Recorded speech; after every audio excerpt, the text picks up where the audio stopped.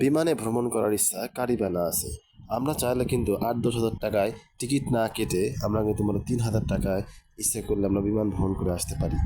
তাহলে আজকের পুরো ভিডিওটি আমি আপনাদের দেখাবো কোন প্রসেসে গিয়ে আমরা কীভাবে টিকিট কেটে আমরা চাইলে কিন্তু বিমান ভ্রমণ করে আসতে পারি। তাহলে চলুন বন্ধুরা, দেরি না করে ভিডিওটি শুরু করা যাক। তাহলে আমরা সরাসরি আমাদের ফোনের যে ব্রাউজার রয়েছে ক্রোম ব্রাউজারে চলে যাই। ক্রোম ব্রাউজারে যাওয়ার পরে গুগলের সার্চ বারে গিয়ে আমরা লিখব গোজায়ান। গোজায়ান লিখে সার্চ দেওয়ার পরে সরাসরি আমাদের গোজায়ানের যে মেইন পেজ রয়েছে সেই পেজে আমাদেরকে নিয়ে যাবে এবং প্রথমে আমরা এরকম একটি ইন্টারফেস দেখতে পাবো এবং এখানে দেখবেন অনেকগুলো অপশন রয়েছে, ফ্লাইট, হোটেল এবং ট্যুর। এখান থেকে আমরা ফ্লাইট সিলেক্ট করব এবং নিচে ওয়ান ওয়ে হলে ওয়ান ওয়ে, রাউন্ড ওয়ে থাকলে রাউন্ড ওয়ে সিলেক্ট করব। এবার এরই ঠিক নিচে দুইটি বক্স রয়েছে, একটি হচ্ছে ফরম অর্থাৎ আপনি কোথা থেকে যাত্রা শুরু করতে চান এবং দ্বিতীয়টি হচ্ছে টু অর্থাৎ কোথায় যেতে চান।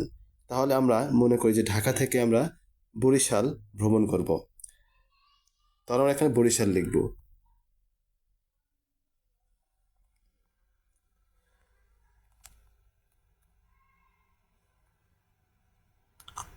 বরিশাল সিলেক্ট করার পরে এখন আমাদেরকে নিচে জার্নি রেটে অপশনে চলে যেতে হবে।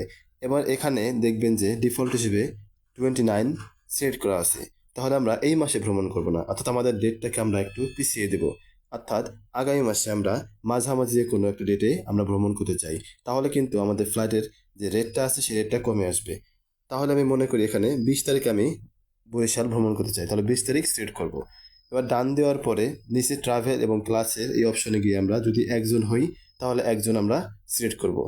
এবার যদি আমরা নিচে হলুদ যে সার্চ বাটনটা রয়েছে সেই বাটনে আমরা গিয়ে সার্চ দিই, তাহলে কিন্তু আমাদের ওই নির্দিষ্ট 20 তারিখে কী কী ফ্লাইট রয়েছে এবং কয় টাকা মূল্য সব কিছু চলে আসবে। দেখুন বন্ধুরা, এখানে প্রথম যে লিঙ্কটা আছে বিমান বাংলাদেশ এয়ারলাইন্স, এখান থেকে মাত্র ৩১৯৯ টাকা অর্থাৎ ৩,০০০ টাকায় আমাদের কিন্তু একটা ফ্লাইট আছে।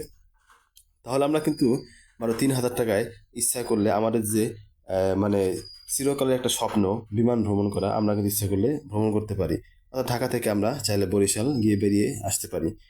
তাহলে বন্ধুরা, আমি আশা করি যে আপনারা এই ভিডিওটার মাধ্যমে নতুন কিছু শিখতে পেরেছেন এবং অবশ্যই আপনারা যদি চান তাহলে বিমান ভ্রমণ করে আসতে পারেন। আশা করি পরবর্তী নতুন একটি ভিডিও নিয়ে আপনাদের সামনে হাজির হব এবং ভিডিওটি ভালো লাগলে অবশ্যই লাইক, কমেন্ট, শেয়ার করে সবাইকে জানার সুযোগ করে দেবেন। তাহলে আজকের মতো এ পর্যন্তই। সবাই ভালো থাকবেন, সুস্থ থাকবেন। আল্লাহ হাফেজ।